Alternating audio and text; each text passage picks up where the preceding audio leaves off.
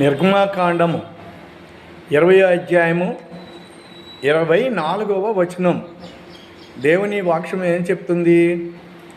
నీవు ఎక్కడ ఉన్నా నీ యొద్దకు వచ్చి నేను నిన్ను ఆశీర్వదిస్తాను.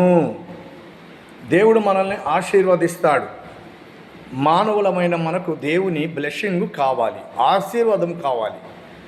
అయితే మనం ఎక్కడ ఉన్నా, ఏ స్థితిలో ఉన్నా, ఎక్కడ ఉన్నా తండ్రి మన యొద్దకు వస్తాడు, మనల్ని ఆశీర్వదిస్తాడు. ఆయన ఆశీర్వాదాలు మనం పొందుకోవాలి అంటే ఏం చేయాలి? మొదటగా ఆయన యందు నమ్మిక ఉంచాలి, ఆయనకు లోబడాలి, ఆయనను ప్రేమించాలి. ఆయనకు లోబడాలి, ఆయనను ప్రేమించాలి, ఆయనకు భయపడాలి, ఆయన ఇష్టానుసారమైనటువంటి జీవితాన్ని మనము జీవించాలి. ఆయన కొరకు మనం ఏం చేయాలి? ఎదురు చూస్తూ ఉండాలి. ఎప్పుడు దేవుడు మనతో మాట్లాడతాడా? దర్శనం ద్వారా మాట్లాడతాడా? వాక్యం ద్వారా మాట్లాడతాడా? ప్రభువు నాతో మాట్లాడతాడన్న నమ్మకం కలిగి ఉండాలి. ఏం కలిగి ఉండాలి? నమ్మకం కలిగి ఉండాలి. దేవుని ఆశీర్వాదం ఇంత అంత కాదు, చాలా గొప్పది.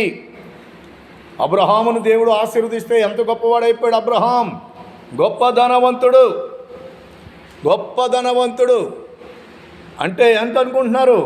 వారు కలిసి నివసించడానికి ప్రదేశము సాలేదంట, అంతగా దేవుడు ఆశీర్వదించాడు. ఈవేళ దేవుని ఆశీర్వాదాలు లేక అనేక మంది ఇబ్బందులకు గురైపోతున్నారు. దేవుని ఆశీర్వాదం మనకు దొరకాలి అన్నా, మన యొద్దకు రావాలి అన్నా మనం ఎదురు చూడాలి, నమ్మకం ఉంచాలి.